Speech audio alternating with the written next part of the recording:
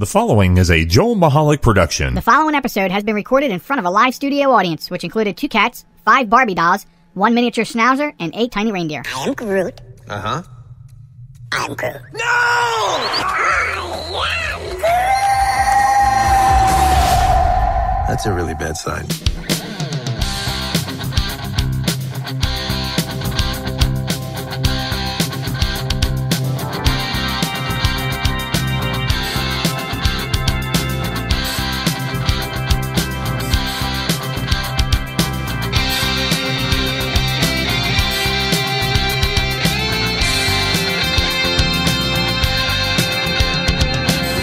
Hello, everybody, and welcome back to another exciting episode of the Joel Michalec Show. I'm Joel Michalec, and sitting across the news desk from me is the most beautiful woman in the world. Kylia. Hey. Have you happened to... oh, shoot. Wow, I was going right along with you, I too. totally lost the words. I know it's. I know the words. Have you happened to see the most beautiful girl in the world? Wait, I was just saying most beautiful world. Wait a minute.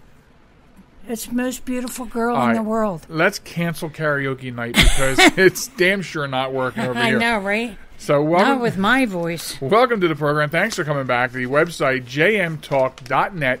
I invite you to go there and subscribe to the podcast and get it on your favorite player. New episodes drop in every Sunday-ish. What?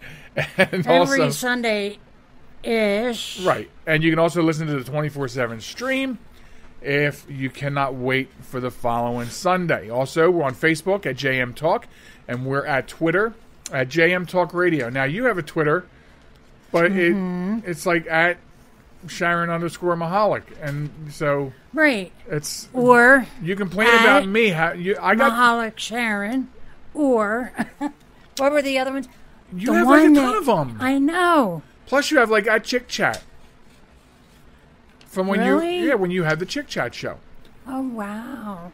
Now, I didn't realize I had a Chick Chat. Our show producer, Mr. Tony Richards, runs out and acquires jmtalk.net because the lovely Sharon is telling me on the show that, joelmichalec.com is going to be difficult for people. But then yet your new Twitter is at Sharon _Michalec. Right. So what's your problem? I do not have a problem. So anyway, that's how you get a hold of the show online. That's our online presence. So obviously, as you know, it's a podcast and no one ever really knows when we're recording. So the big news story of never know when we're recording. Never know. You're right. So there's, I just looked over and said, "You ready?" Yeah, exactly. So, and I said, yeah. The big story let's do it. Going on this week, obviously, is Hurricane Dorian. Yes. Oh, my goodness. Which at the time of production of this podcast has battered the Bahamas. Have you seen the before and after pictures of the Bahamas? Have you seen the satellite images before the storm and now? Yes. It's incredible. We've been to the Bahamas quite a few times. Mm-hmm, right. A beautiful, beautiful place. And it has been literally devastated. Yeah. I think there is so much land gone. Yeah, it's just all underwater right now. Yeah, it is. So, and the problem with this storm is it's moving 1 mile per hour. So they said that it basically stalled and hung out over the Bahamas for like 44 hours. That's insane. Can you imagine being an island nation? I can't imagine it hanging out for 12 hours. Yeah, because of the noise, the battering of the winds and the battering of the waves. And, of course, we saw video. They don't know how many people that we've lost. Yeah, they won't know until they really actually start digging into the mess. Yeah. And see what's going on. It's so sad. It is so sad. So thoughts and prayers to them in the Bahamas. Yes. And at the time of the recording, it looks like Florida probably dodged a bullet, but the Carolinas are sort of like in direct path. Yeah, that's the coastline. It's like kind of skimmed Florida, came out, and then bam, right back into Florida. Florida. Didn't so much move though. I mean, Florida kind of concaves in, and then the Carolinas stick out, and that's why. Yeah, so the path didn't change of the hurricane. It's just that Carolina's got its feet out in the open like this, going, "I'm going to trip you." Yeah. And it said... So that's really the big what's going on this week as far... I mean, it's... And then, of course, that's taken up all the news. And next week is the height of hurricane season. Yeah. So... And that's scary because if it's starting out the week before the height of hurricane season and it Let me have that for you. What are you doing? I was moving your cable. But and then there's, what did we see? 3 more hurricanes. Yeah, but behind it. Well, 2 behind us, and they said that both of them were really irrelevant. Well, yeah, compared to Dorian, but you never know. There was one that was in the Gulf. There was one. I was looking at, I think it was weatherchannel.com or something, where it showed the whole United States, like satellite view, and it showed the Pacific and the Atlantic and all the hurricanes coming up on the Atlantic, and one on the Pacific side. Now, whether they call them typhoons on the Pacific side? Yeah, that one, it was a typhoon. Yeah. That's an interesting name, isn't it? They've had hurricanes. It's hurricanes. They're hurricanes, but they call them typhoons. Right. I don't know who. I don't know why they come up with that difference. Did somebody just find it funny to be like, we have a typhoon? Oh, God. Wow. I'm just being silly. Yeah, it's really not a very serious case. It's a serious matter, and but you know us, we're going to try to make light of what we can. Yes, this is nothing to make light of. I want people to understand. I mean, it doesn't really help because of the time of recording versus the time that this is dropping. Right, we can't really advise anybody what to do. We'd like to, but they're not going to hear it. I think the one advice that we can give, though. For future hurricanes? For now, when they say evacuate. I was just thinking that. Would you get out of my head? No. Okay. They mean it. For your safety. It's not... You're in my head. It hurts. It's for your safety. They're not doing it to inconvenience you. Exactly. And for those people that want to stay back and... I'm going to tough it out because I can. It's crazy. Yeah. You're just putting your life in your own hands. And I was going to say that. I was going to say the exact same thing was on my mind was for future hurricanes and whatever. When your governor or your officials get on the air and they're telling you to evacuate, get out of town. Don't mess with Mother Nature. Yeah, exactly. Because Mother Nature is not nice. Oh yeah, nothing to be reckoning with. When she throws a temper tantrum, she throws it a doozy. Yeah. She makes it a doozy. Yeah, she does. Not throws it. She does. She makes it a doozy. Now, we're telling people to be careful and everything, but I do recall. Oh, I know what you're going to say. That's way back that time during a nor'easter. When we lived in Cape May. We had just moved into No, I wasn't talking about that one, but that is an interesting one. No, I was talking about the time where the police departments, we were kind of doing some work on our house in Cape May. The police departments were driving through the streets. Please, they were like, they wanted people in, batten down, be safe. We had this large gaping hole in the side of our house because that was the day we decided to saw the wall down and put like this giant full frame window in. Yeah. So when the police are out there making these announcements, the backstory of that is we had paneling on the walls. We hated it. It was nasty. It was. So, the 70s called. They wanted it back. Right. So we took the paneling down, and behind the paneling, we saw that whoever put the paneling up closed off a window.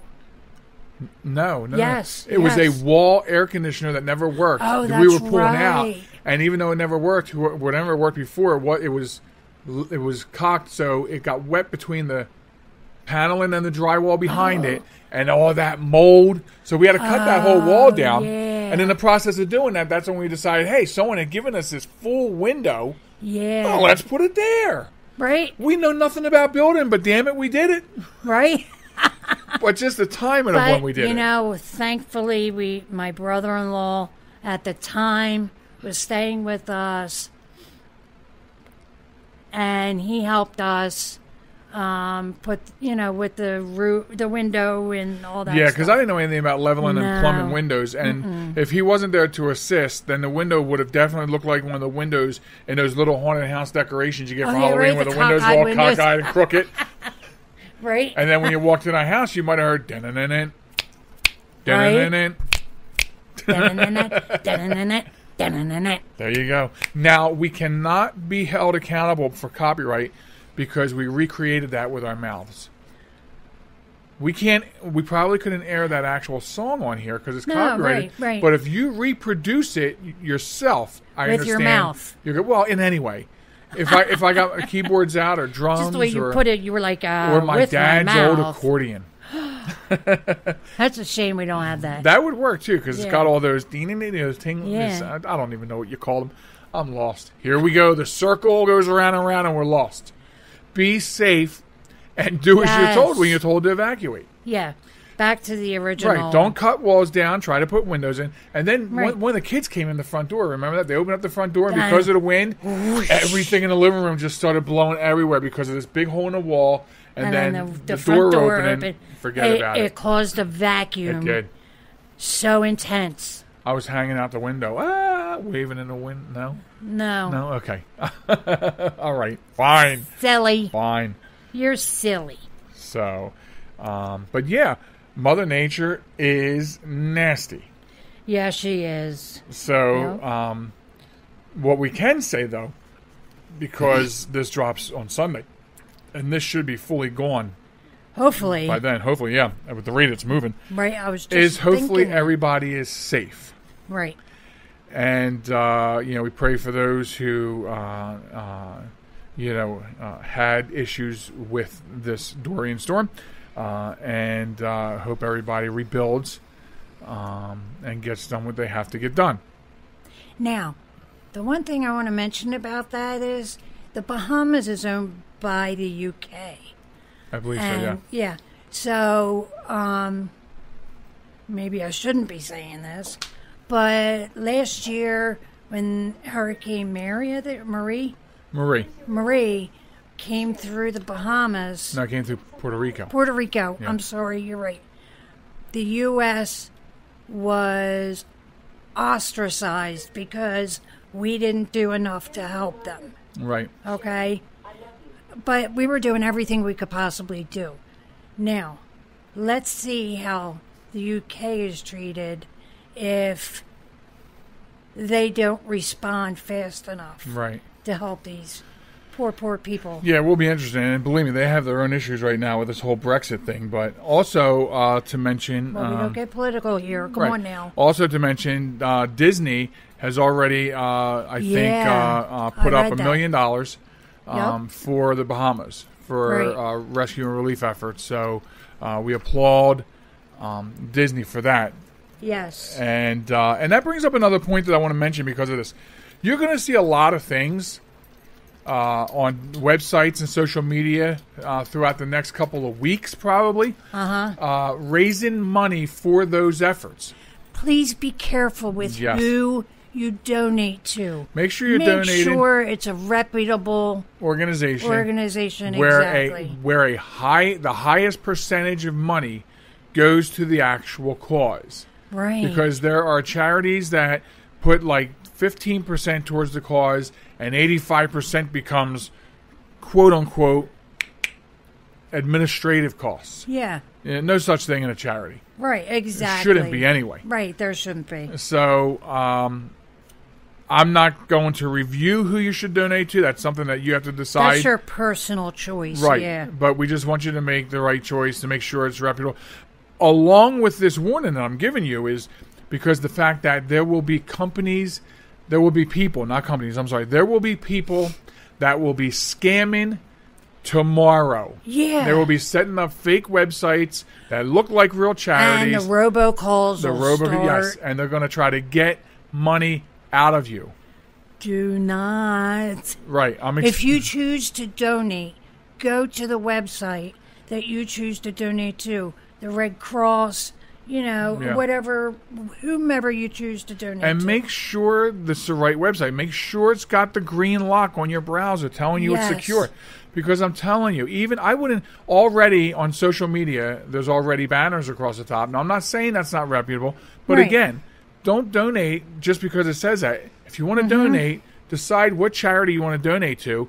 Look into it. Make sure that the monies are going to the relief, and things like that. Exactly. And if you have time, I saw this today on one of the groups from down Southern Delaware, the Indian River group, I think, and somebody was talking about, I have a couple weeks of spare time, and it's nice that they do.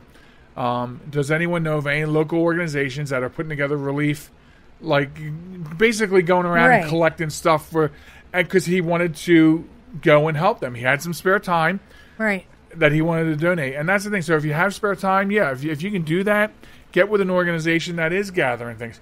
Find out where in your locality you can donate food or blankets or water, whatever it is they're looking for. Right. And you feel you can do it. But no one should ever make you feel like you have to do it. Yeah, and sometimes that's how the scammers will make you feel. Yeah. If they get you on the phone, remember what I've always said when I talk about scammers. The hook. If they can get you on the hook, they'll drive the money right out of your bank account.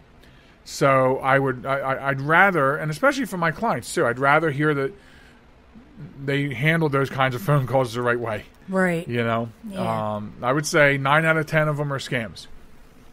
So be very wary of that. Yes, absolutely. Do you have anything else to say? Not on that subject. I think we've said just about everything we needed to say. Yeah. I think that was a pretty full coverage of a storm that will be going by the time they're listening to this. But the remnants of it will not be, including the donation part.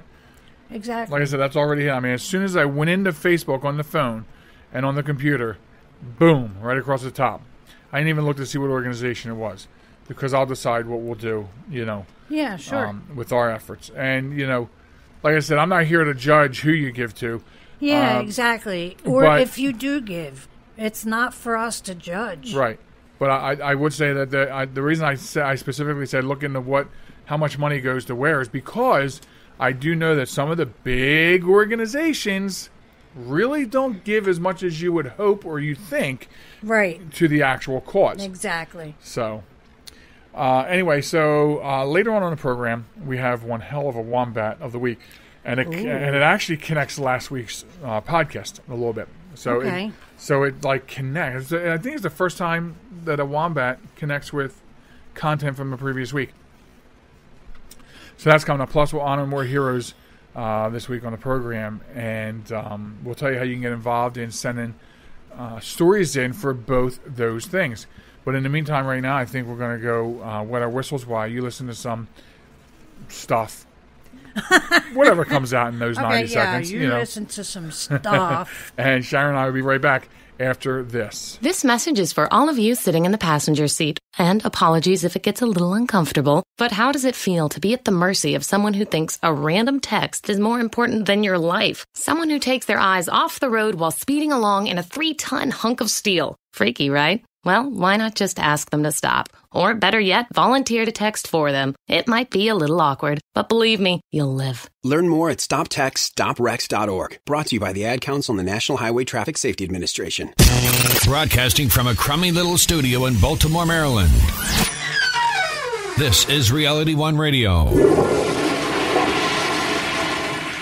see why we need your donations?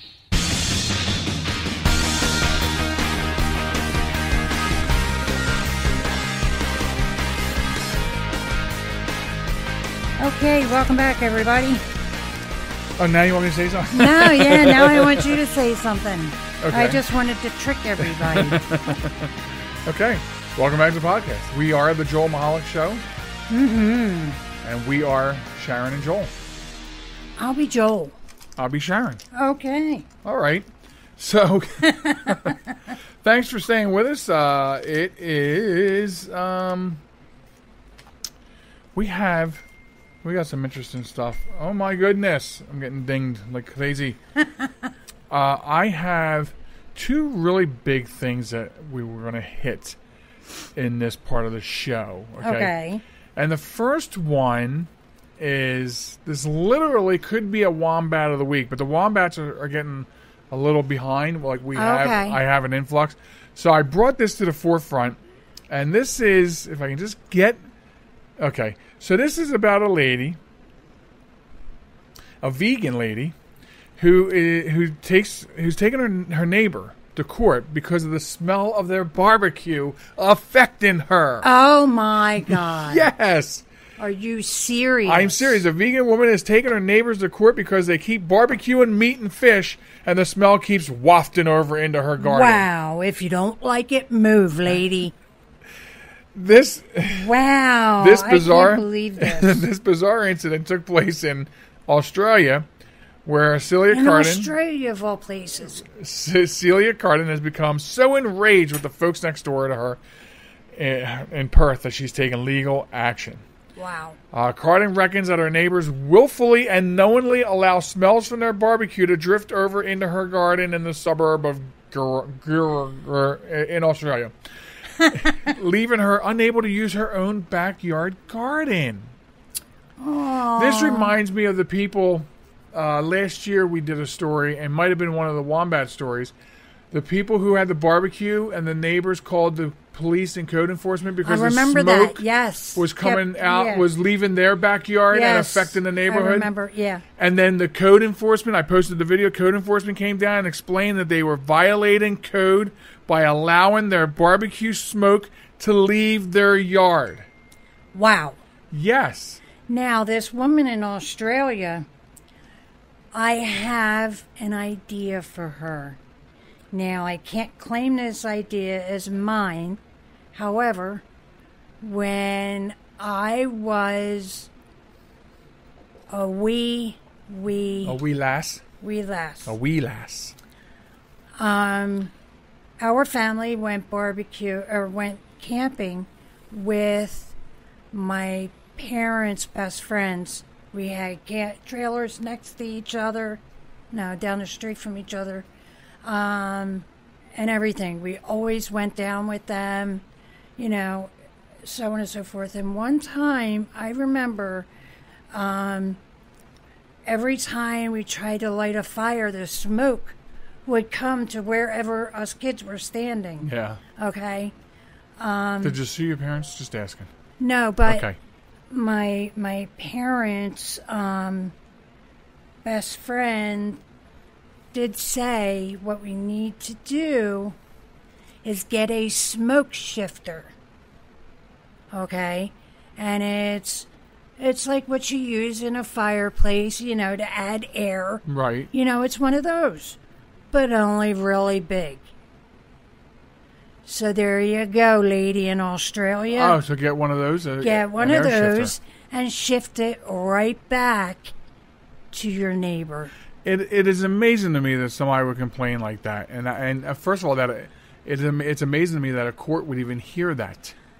Exactly, that a court would accept that case. But I guess it shouldn't surprise me. But maybe they do it for the comedy effect. Maybe, and maybe I shouldn't be surprised because of that incident last year with the code enforcement telling that person that they can't allow their barbecue smoke to leave their yard.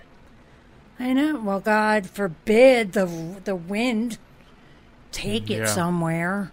So I don't know if this is true or not, but as a follow-up to this, I saw on Facebook that, and again, this could have been just parody, I don't know, but apparently a group was thinking about going to the neighbor's house, the neighbor that was barbecuing, and they were going to create an even bigger barbecue and have a big, gang barbecue there in that backyard. Right. So, and I know somebody that makes barbecue grills out of propane tanks. But can you get and a massive one. But can they get it shipped there in time for the party? Maybe. Maybe. It might be a little costly, but... It could be, right. Yeah. Imagine a 1,000-gallon tank that is like 20-some-odd feet long. Right. Right? That would be a lot of smells. Making that into a barbecue grill. Right. Wow. I love it. Wow. There was a time in society where you did things with your neighbors, you were neighborly, you talked, you shared stories, you watched each other's kids. You kill your neighbor. Well, now it seems like that. Yeah, I know. You know, It's horrible. We're friendly with our neighbors. Yeah, right. And we're not so petty that we have to... That's a good word, petty. Yeah, I mean, it is very petty for her to say, you know what, I'm a vegan and I don't like the smell of your meat. If you're a vegan and you put your family through that, that's one thing. But because you're a vegan, you shouldn't put your neighbors and people around you through where they have to change their entire life because the smell bothers you. Yeah, I feel the same way about people that don't smoke, and we don't smoke, but people who don't smoke but have to insist on being a jackass about smoking. Oh, you know I know. I know. You know what? I couldn't agree more. Yeah, that just, like, don't be within 30 feet of my yard because you smoke. Because even if you're not smoking, I don't want your smoky breath on my property. I mean, it's, just that kind of stuff. I mean, we have to live together on this planet. Your children smell like smoke. You have to live together on this planet. Right. And so you have to find the commonality. You have to figure out a way to make it together. I mean, seriously, I would relish in smelling my neighbor's barbecue because I'm sure it would smell. Every time somebody's cooking out, I come in the house, somebody's cooking out. Yeah, right. And it always smells and then we so all good. run outside and... Right. Or even a campfire, because we're close to a campground. So on nights when, the campfires are rip-roaring and you got a little wind to pull the smoke over this way and you smell that, oh, man. Right? Anyway, be neighborly, man. Exactly. This petty bullshit. Or be neighborly, vegan. Anyway. Yeah. So there's that. Okay. And how do they say it on the commercials? That's not all. And wait, there's more. Oh, God. Yeah. So, and actually, thanks to Sharon brought this to our attention earlier this week. I gotta see if I can put this into... I may not be able to. It's really hard. I tried to get these websites into a certain reader mode before videos and stuff start playing. But anyway, so a Catholic school in Tennessee... You know where I'm going now? Yeah. People, you're gonna love this. Yeah. A Catholic school in Tennessee has removed the Harry Potter books from its library after the school's priest decided they could cause a reader to conjure evil spirits by going over the spells. In an email obtained by the Tennessean, the Reverend Dan Rahill of Nashville's St. Edward's Catholic School said he consulted exorcists in the United States and Rome who recommended they remove the books. Wow. The priest writes, the curses and spells used in the books are actual curses and spells, which when read by human beings, risk conjuring evil spirits into the presence of the person reading the text. Catholic Diocese of Nashville Superintendent Rebecca Hamill said that Rahill has the final say at his school. That kind of makes me think that she's saying, cuckoo, cuckoo, cuckoo, but because that's her statement. Yeah. He has the final say at his school. If you could picture me, folks, if there was video, my hands are in the air like she's going, he's got the final say at his school. In other words, we think he's crazy. But we can't do anything about it. Because I don't know how many books Harry Potter has sold. And, there's 5, 6 different books. Yeah. How many worldwide? But there has not been an apocalypse since Harry Potter hit the shelves. Right. I don't recall all these children that have read Harry Potter. And adults, mind you. And adults, right. Because there are plenty of adults that are into Harry Potter. Right. That have conjured spells or conjured evil spirits. Yeah, I haven't. They're running amok. Right. I just haven't seen because this. they've read the spells. That's ridiculous. I haven't seen like swirly dark clouds and goblins and the dead rising in front of us. But they're running amok in Tennessee. Yeah, maybe Tennessee's got a wild problem. Nothing against Tennessee, But can you imagine? I mean, oh man, But I feel like the diocese has taken a whoa approach. Yeah, I think. But and he consulted exorcists in the United States and Rome. Wow. How awesome is that? First of all, the Catholic Church tells you that they don't have exorcists because they don't believe in that anymore. Yeah, but a priest can contact these non-exorcist exorcists. Maybe he conjured the exorcists up by reading the spells in the Harry Potter books. Oh, my goodness. And then that's what he did. And then he conjured up some other experts by reading the text of the Hardy Boys. What? That is so awesome. I'm running right out and buying some Hardy Boys and Harry Potter books. You know what's funny about this? I was getting ready to say, we can't make this stuff up. Although we can, because if you remember years and years and years ago, I had that website that was fake news. Remember, it was like not NRN, Not Real News Network. Yeah. So you can. I mean, I could write this stuff because I have written this stuff before. But I'm not making this up, folks. This priest in Tennessee believes that if kids read it, hell on earth is going to ensue. And, Wait a minute. Going by today's climate in this country, hell on earth has ensued. I bet you... Oh, sorry, folks. I just slapped the mic. I would bet you that this priest would blame Hurricane Dorian on children reading that book. I would be willing to bet you. Wow. Wait, let me conjure something up. It's not working.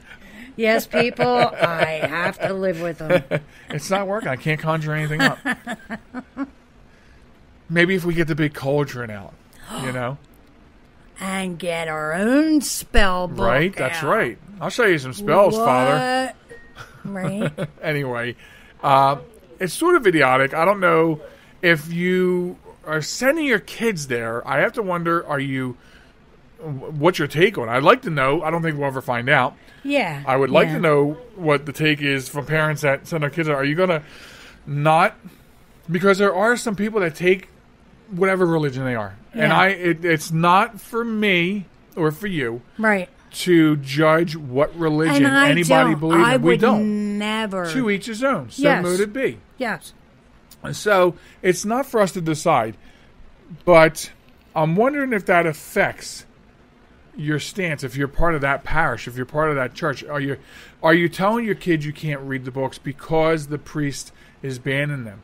Do you actually believe that it conjures up spells? And I would like to know how many people in that church have decided to leave the church because they think that their priest is absolutely bonkers. And I can't help but wondering, has anyone in Hollywood come up with a great found footage horror based on his story? Because it would work, right, Sharon? It would work. I love horrors that are found footage, and I just watched a religious one 2 weekends ago. And it was great. It's like this stuff took place in the church. Right. So right away, my mind gets thinking like that, and I'm like, this would be great found footage. Like this priest that suggested it disappears. Right. And so here's the found footage. He apparently set cameras up because all these Harry Potter books were conjuring up stuff, yada yada yada. And I think it could work. And they kept finding Harry Potter books in different niches in the walls. Or they find out that through the found footage cameras that characters were conjuring themselves out of the book pages. Oh my God, I want it. That's a horror you would get behind, right? I would. I would really. You know why? Not it, but you would get behind that. Right. People, you have to know, I'm not a big horror fan person because well, first, like the slashers, I'm not into that. But She watched Exorcist behind her blazer. well, hey, we were Well, you watching it in a haunted theater. That's what makes it exciting. Oh my God. Anyway, I'm not a big horror person because I can figure it out right away. And if I have to figure out a movie in 5 minutes, then I'm done. And then I'm watching horrors, and then when I jump because I just had the piss scared out of me, she says, "What's the matter?" I'm like, "It scared me." "Well, then why do you watch them?" she says. And I'm like, "Well, if they don't scare me, then they're not worth the damn." How about that weekend you were watching them? I kept sneaking up on you. Yeah, and scaring you. Yeah, I have to start sitting in because usually I won't take the TV from my love. So I do appreciate that. So I have my horrors on a pocket drive, and I watch them on a laptop. But I have to be careful because, she'll go to the, air quotes again, fridge to get something, but she's behind me, and she's trying to pull all this sly stuff. I'm going to have to start sitting in a corner like poor Jack Horner, watching my movies and eating my curds and whey or whatever the rest of that nursery rhyme would be. I'm going to have to jam myself into a corner to watch these flicks so I can see everything around me. But then something taps you on the shoulder. Oh, then I'm out. Then I am out. Right? Oh, that's funny. Listen, I had a really good time on the show tonight. I'm not closing out. I just want to say. Well, it's funny. Your mind must time it because you're close to close out. Oh, okay. You know. Okay. Well, I am. I'm having a lot of fun on the show tonight. This is a good one. Yeah. They're all good ones. They're all good ones, but as people can probably tell by listening to the show. I heard from a new listener they're going to write us a review on Apple. What? Mm-hmm. Really? Yeah. Wow. Well, tell them to wait until after this show. So maybe we get an extra star? Yeah. Listen, this is 5-star quality entertainment, hands down. It really is. You should be going nowhere else except I'm here. entertained. And that's all that matters. If we base the level of entertainment on this show on Molly... Oh, she's out cold. It's like a negative 3 stars. She's out. She is. Yeah. Usually when we say her name, her head pops up. Right. Or especially if I say her name. Her head pops up and what? Right. Yeah? No, well, she's also, out. I know why I'm uncomfortable.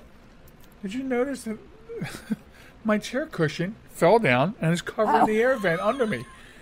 The air conditioning is fixed, by the way, folks. You remember last week it wasn't. Yeah, it wasn't. So it's fixed, and oh my goodness, that feels so good when it's not covered. The vent under me was completely covered. Yes, my people, goodness. as I said earlier, I do have to live with them. I was trying to conjure again. It just is not working. No, I have to teach you how to conjure, babe. This father or reverend or priest, whatever he is, has to come up with some video evidence of what he's talking about. Yeah, right. So, but anyway, folks, yes, Sharon's taking off, and I will be back with the final stretch. We have a Wombat of the Week. We have Heroes to Honor, and if there's time, one last thing. So, thank you for being here. Hey, you're welcome. Lovely to see you. And lovely to see you. And I'll be back on the other side of this. Don't go anywhere. This is New York's Super Oldie Station, 920 WON, The Apple, Brooklyn, New York. So I use my computer every day. I'm not even sure how I get along without it. But I wasn't prepared for a virus. A Trojan, they called it. One night I'm cruising along, and the next night I can't do anything. I was afraid it was going to cost me a fortune. Boy, was I surprised. They had me back up and running the same day I called them. I really like PC Tech Rescue, and you know what? My wallet likes them too. Are you troubled by computer problems? PC Tech Rescue should be your very next call. Whether the problem is viruses, hardware, software, or any other issue, they can diagnose your problem and have you back up and running fast. With more than 25 years of industry experience, you can be sure you are getting dependable and affordable service. Call today, 484-429-6061, or email us at pctechrescue@gmail.com.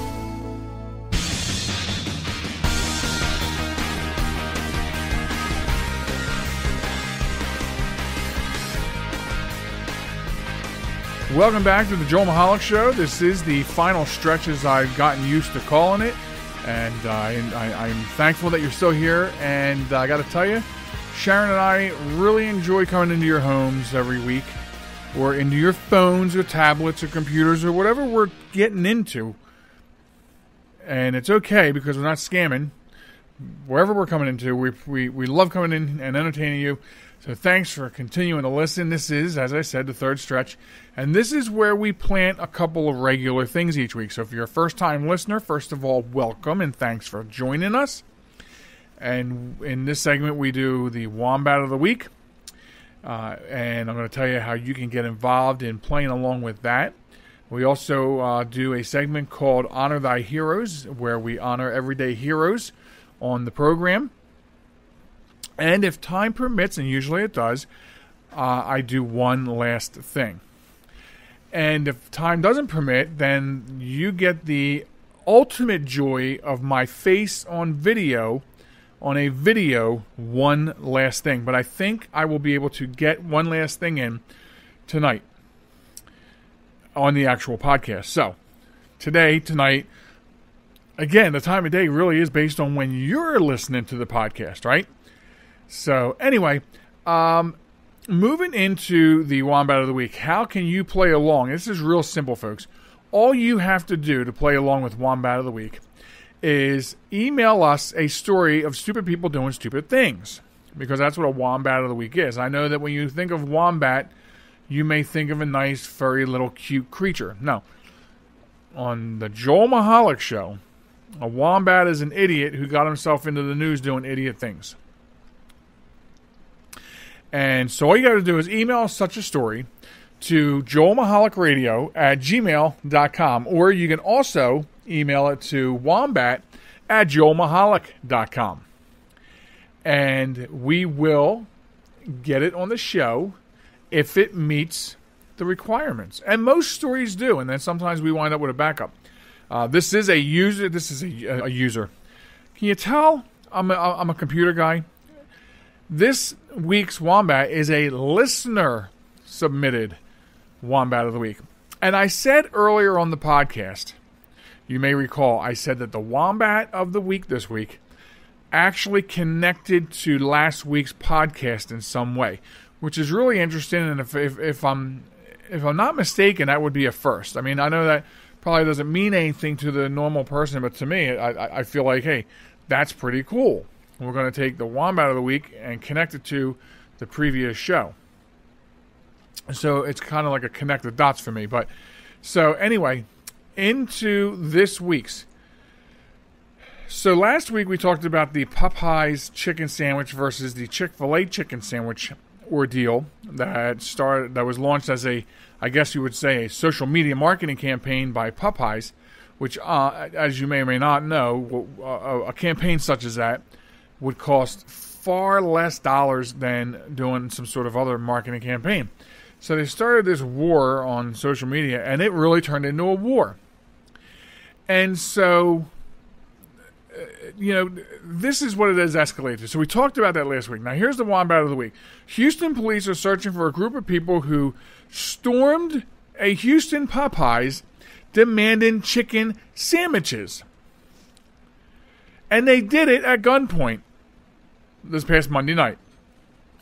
Authorities in Houston say 3 men and 2 women stormed the front door of a Popeyes restaurant with at least one weapon. They had just been told at the drive-thru window that the store was sold out of the popular sandwiches. An employee was able to get the doors locked before the 5 could get inside the restaurant. They also, the group, while they were trying to enter the restaurant at gunpoint to somehow get chicken sandwiches that were sold out, they left a baby inside the vehicle. Fortunately, there were no injuries reported, and police are trying to develop descriptions of the 5 suspects. Let me tell you something, people. Nation, this is ridiculous. Ridiculous. There's no reason, and I know we had a conversation last week about be human. Be a human being and not a piece of garbage when it comes to a restaurant being sold out of something. Especially when you have this big social media war going on. But when, last week we were saying if you're told they're sold out of chicken sandwiches, you leave and go to another restaurant and find yourself a chicken sandwich. Go home and make yourself a chicken sandwich. You don't then take a gun and a gang and try to storm the restaurant like you're storming the shores of Normandy for a chicken sandwich. That doesn't exist. I know I'm saying sandwich. Sharon's correcting me in the background. You're saying sandwich. I know I'm saying sandwich. It's a sandwich. No, sandwich. You say sandwich, so I'm going to say sandwich. Okay. I say Sammy's. So you don't do that. Now I'm telling you, I sincerely hope that the police find these 5 asshats and hang them up by their Buster Browns, because this is crazy. Now we're at the point where we are storming restaurants at gunpoint to demand chicken sandwiches. There, you happy? I said it. Sandwiches. That's what it has come down to. We are now trying to... We have turned the craving for a chicken sandwich into a felony. I don't understand why people would do that. I don't understand why people would do that. Because they're morons. So for their actions, and I really hope they're caught, and if you know, and somebody knows that one of these 5 morons was talking to their friend and telling them the story, so drop a dime, okay? Because that is really erratic behavior that cannot lead to any good. So they're unidentified and unnamed, so they are 5 unnamed wombats of the week. Find someplace else to... Is a chicken sandwich that valuable that you would... I don't know. But anyway. So get those stories in. Email me your stories so we can have chock full of stories to share with you each week and never run out. So with that being said, now... The next thing that I do on this segment is the Honor Thy Heroes. And I also encourage people to send in stories from the news of everyday heroes. And there's 2 reasons I say that. If you're new to the show, I typically say this almost every week. There's not enough stories out there, that's for one. The mainstream media doesn't cover enough people doing amazing things, being human, decent human beings. The other reason is... there's a lot of small hometown type newspapers, and those newspapers don't get a lot of national coverage. And those newspapers are great at several things, but one of the things it's great at is it talks about all the great people in that community on a regular basis. When we lived in Cape May, New Jersey, we had the Cape May County Herald. It is a great newspaper. When I get the opportunity to go down there for work, I take the opportunity to grab one and bring it home. It's a nice full weekly paper. And I know from knowing that paper that there are stories like that buried in these small papers. So if you're within earshot of my voice and you're listening to the podcast, when you come across one of them, find the online version or scan the story in and email it to us. Same email applies, joelmichalecradio@gmail.com. And so this week, as you know, during the earlier part of the podcast, we talked about Hurricane Dorian, which has come through and left his signature with us and devastation in its path. I think it's really important this week to recognize all the heroes during this rough week of hurricane weather. All the heroes from, obviously, all the first responders who are working overtime to get to people who need help, to get in supplies. National Guard, they're getting supplies in, they're collecting and getting supplies in. To the utility companies from all over, many states put their people ready to go to drive to whatever state needed help with power and communication lines being put back up, to people that donate their time to help gather supplies and food loading them up on trucks, getting them delivered to the areas that need it, to the corporations who are making massive donations to the relief efforts. There are a lot of heroes this week. And it's only fitting that we pay tribute to them all for the efforts of what they're doing. It doesn't mean you have to have a uniform and a badge, or be a paramedic, or you go beyond that. The dispatchers, what about the people without uniforms? The people that pick up a phone and make donations to make sure that those supply trucks get out there. That's an awful lot of heroes when you think about it. When you think about all the people it takes to build that coffer of money to make sure those things happen. That's a lot of people when you think about all the first responders, law enforcement, firefighters, paramedics, dispatchers in all the counties throughout all the states that are affected, and everything that they're going to do. There's just so many faces and so many people who have to be recognized, and it's only fitting that we do that. There was really no need to go searching for one particular instance. Don't get me wrong. There are quite a few single instances of some real great people out there this week doing these things, but I think collectively we need to thank everybody, even to the people who are making sure that animals in rescue and shelters got out of those shelters and moved to safe states and counties. I forget the exact number, but Sharon told me that quite a few dozen animals, dogs I believe, were brought all the way here to Delaware to temporarily live in shelters here until things return back to normal down in the southern states. So a big shout out and a big a standing ovation and applause for all of these heroes, all of these everyday heroes going that extra mile and those extra few inches this week to help those in need. We honor all of you here on the Joel Michalec Show. So thank you very much. Again, be sure the email address, joelmichalecradio@gmail.com. You can send in your heroes to be honored on the program. So now we move into one last thing. I can't even believe I'm doing this without a drink. And I feel it already. I feel it. I don't know if you can hear it, but I can feel it. It's coming. By the time I get done, my throat will be... But anyway, so one last thing. This is just an opportunity for me to talk about something that is important, that I feel is important to you. Or I don't know, sometimes maybe I just feel like it's important to me and I just feel like yapping into the microphone and see if it sticks. I don't know. But one last thing. And what I want to talk about this week on One Last Thing is something that is really important, and especially if you are concerned with the amount of scams that go out there. People are always talking about online scams and things like that.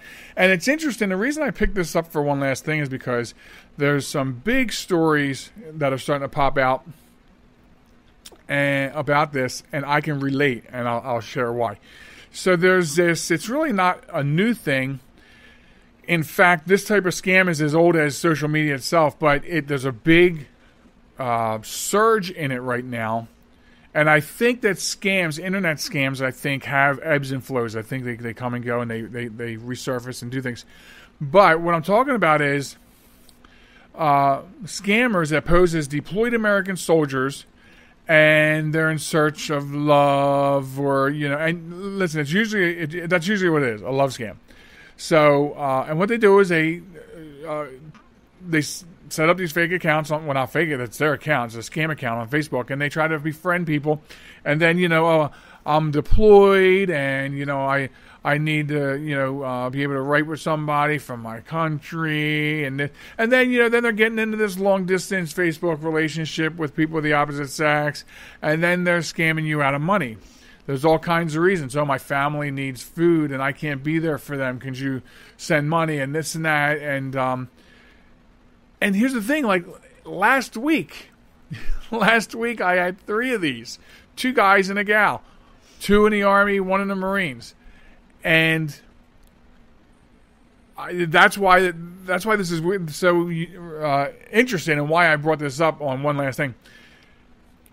Here's what I want to really share with you. I'm not going to share the whole thing about it. What I want to share with you is if somebody that you never even heard of shows up asking to be your friend on Facebook, and they have like 2 profile pictures, or 1 profile picture and 1 additional picture, I can almost guarantee you that is a scam.